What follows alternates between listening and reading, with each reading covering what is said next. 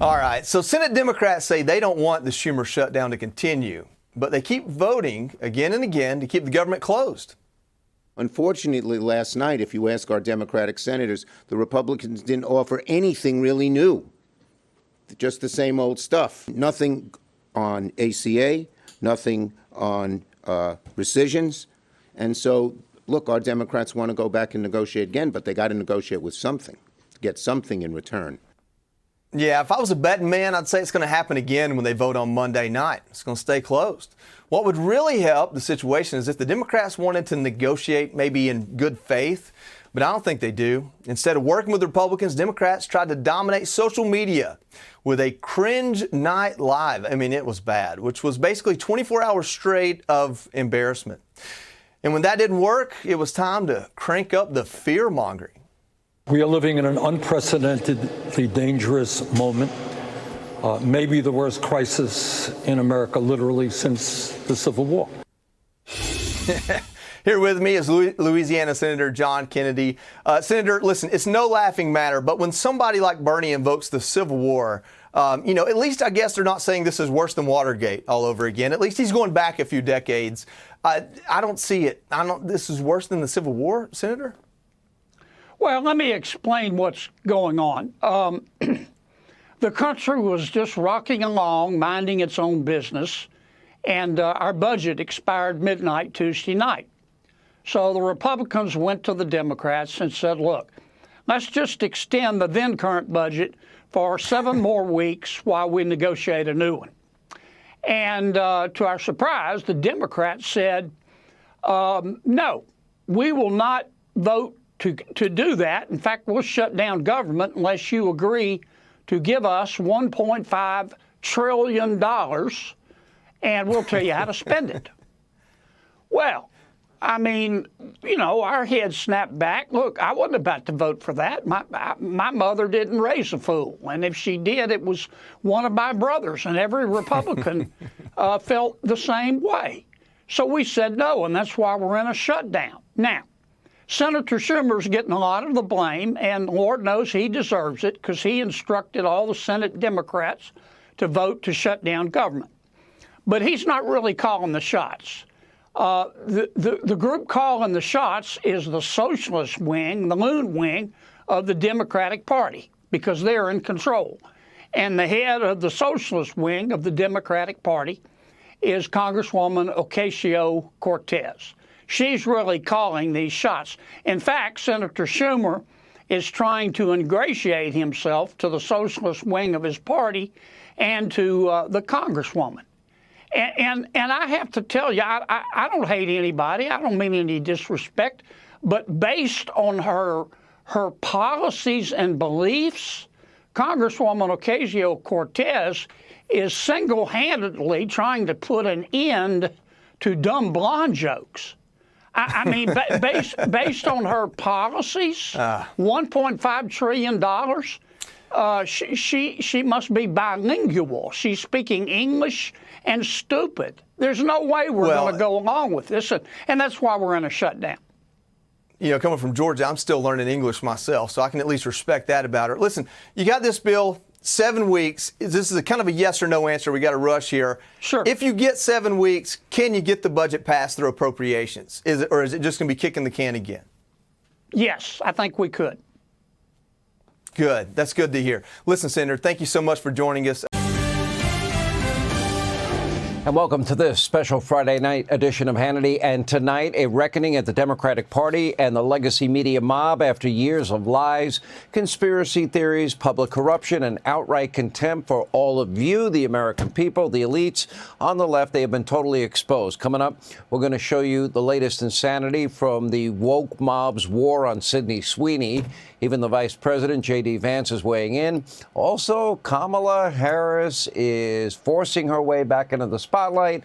Her word salads are worse than ever. Take a look. Poor Dougie. You're blowing the lid off of Doug? What's going on? For example, my birthday's in October. The election's in November. You see where I'm going? Oh, and the giggling's back. I think we should take a moment as a public service and thank Donald Trump for winning this election. Not only did he stop both Kamala Harris and Hillary Clinton from ever becoming president, but thanks to President Trump's sanity is now returning to our nation's capital.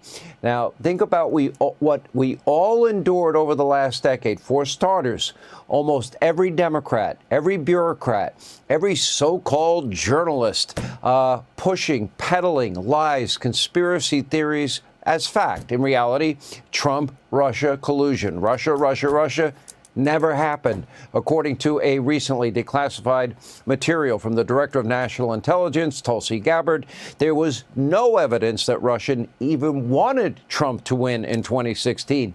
None. That was the original assessment 6 weeks after the election. It was one big hoax. Well, bought and paid for by Hillary Clinton and the DNC. That's what I kept referring to over and over and over again as the Hillary Clinton bought and paid for dirty Russian disinformation dossier.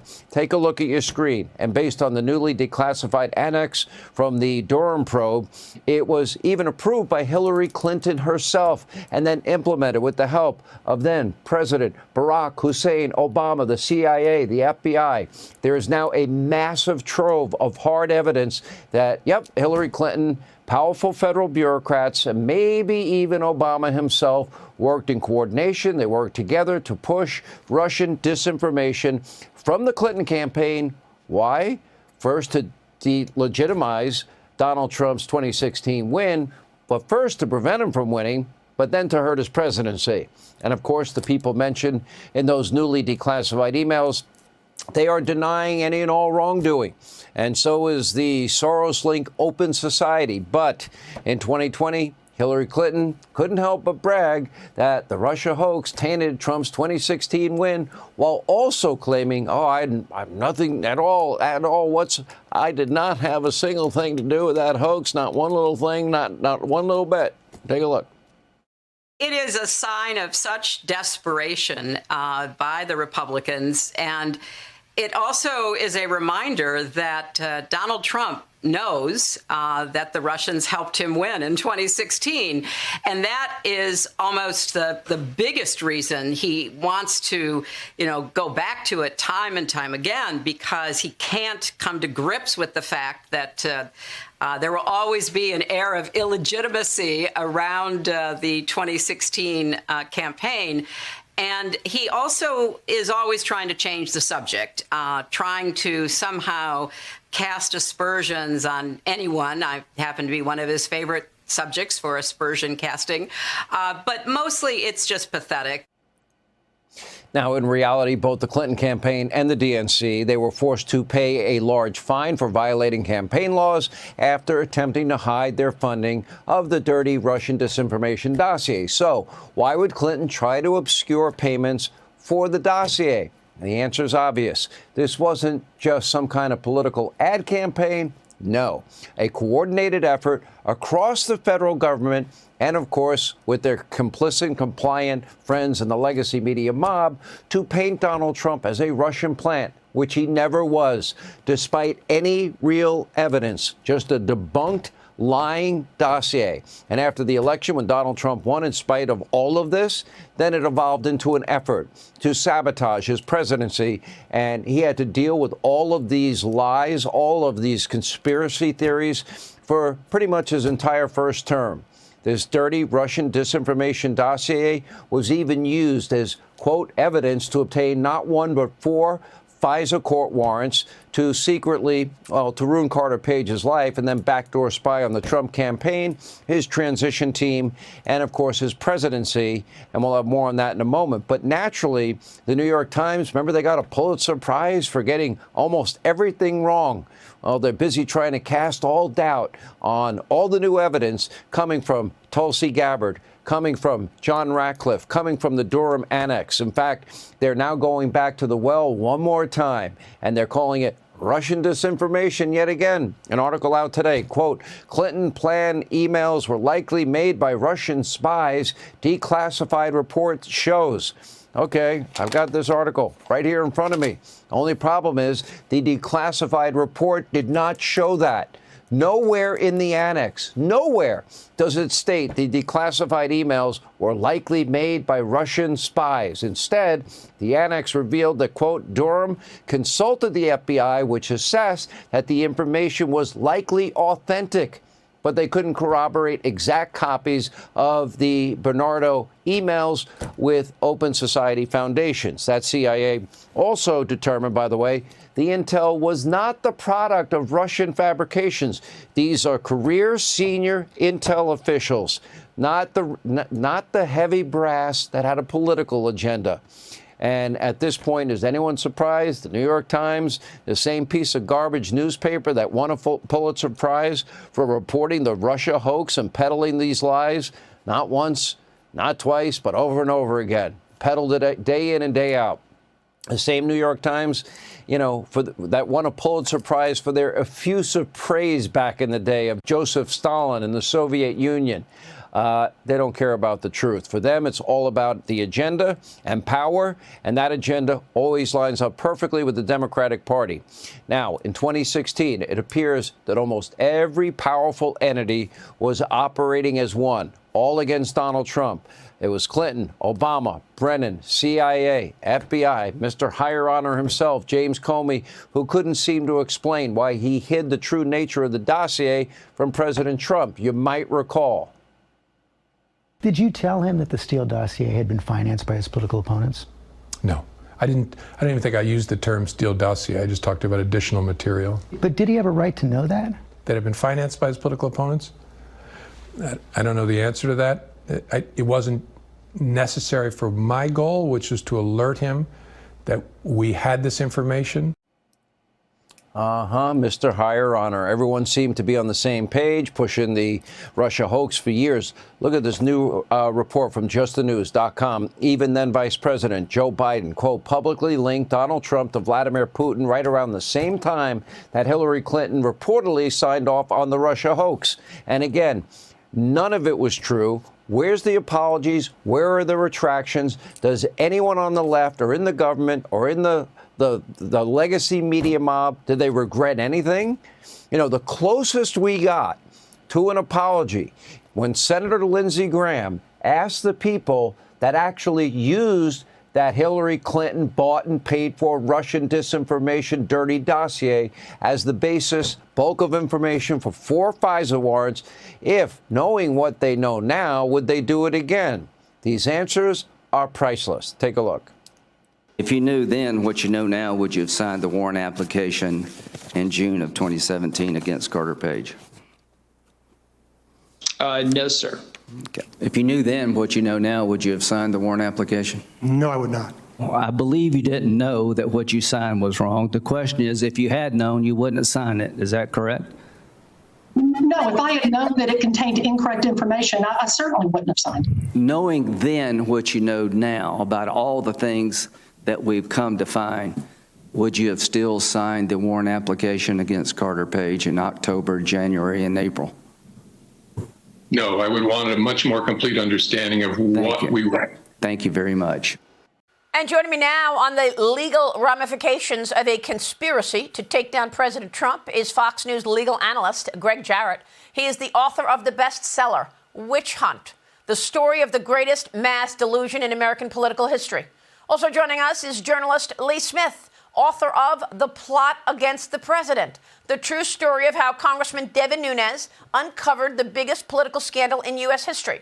Both books, I should point out, were published more than 6 years ago.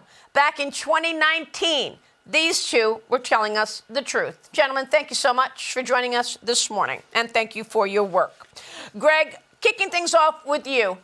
What is your reaction to what you just heard from John Ratcliffe? Do you believe the DOJ will act, and will the statute of limitations apply to conspiracy or not? I would say yes to all three. This does look like a broad criminal conspiracy, Maria, by unscrupulous officials, dishonest people. And I would look at conspiracy to defraud the government, deprivation of rights under color of law, but importantly, obstruction of justice in the cover-up. The elaborate cover-up has been going on for years, as Stephen Miller pointed out, which extends the statute of limitations in any conspiracy case against malign actors. That's because the clock begins ticking when deliberately concealed evidence is discovered, which is actually quite recently. So, for example, you were talking about the burn bags that were discovered, incriminating documents hidden at the FBI, as well as other records, hard drives squirreled away under lock and key by Comey, recently found. So attempting to conceal or destroy evidence relevant to investigations, that's obstruction, and the last overt act in a conspiracy starts the clock anew.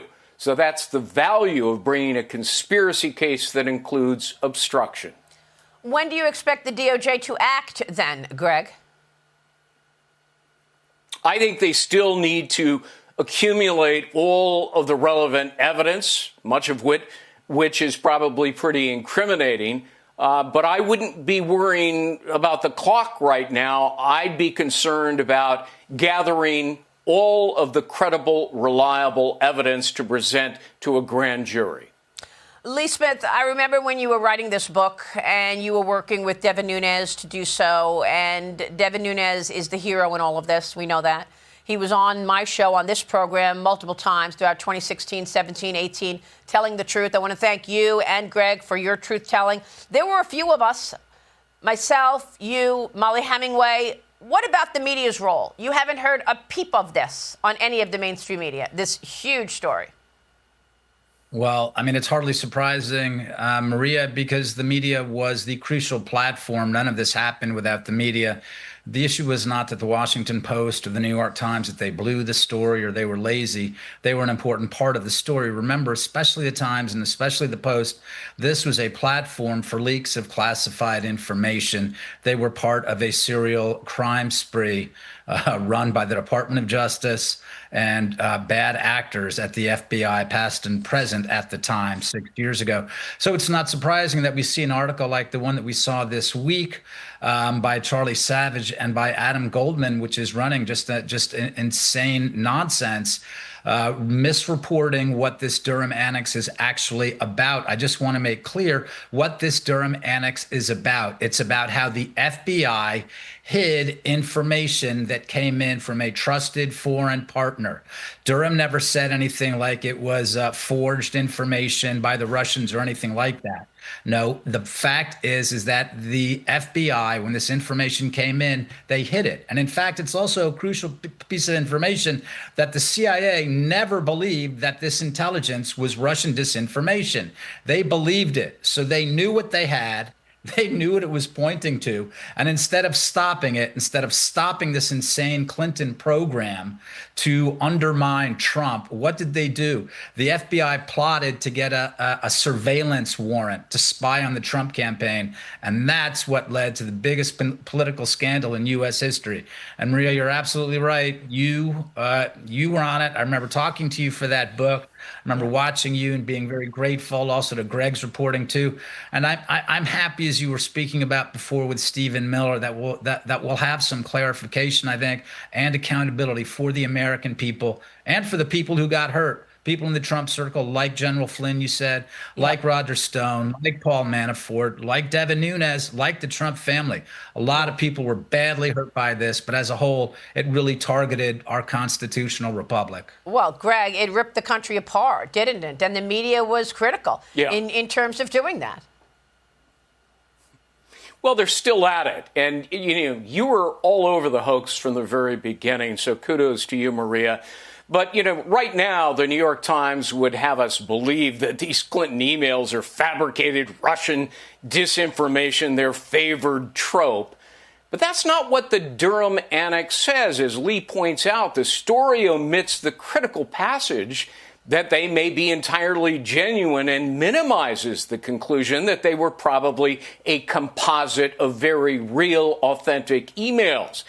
And the newspaper also ignores how James Comey testified that he believed the materials were genuine and how top intel officials were equally convinced that Hillary invented the hoax to smear her opponent. This Times story also conspicuously leaves out how Clinton's campaign funded the dossier that was phony and discredited, and that corroborates the legitimacy of these emails.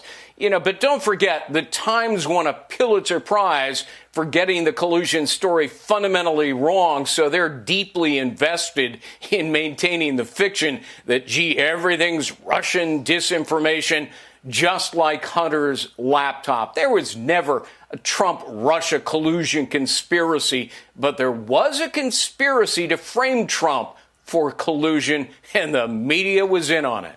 But, I mean, you've got to move this forward now, right? And I don't understand why we are not seeing more action right now. I mean, maybe I'm too close to it because I followed this and knew this was alive from day one, as you did. But shouldn't the DOJ have enough information now? Don't they have enough facts now to move forward and prosecute right now? I mean, inventing a lie is easy, and selling the lie to the public is even easier. But, uncovering the truth, that's hard. Go ahead, Lee, real quick. I think there's plenty of evidence in this newly released document, as well as the Durham report in general, to say how this got buried, to go around and investigate who buried it. It's very clear what happened. Part of the FBI knew what was going down, another part didn't. So someone clearly buried this information. That's trouble right there. All right, we will leave it there. Gentlemen, great to have you this morning. Thanks very much. Fox News legal analyst Greg Jarrett, journalist and author Lee Smith. Thank you.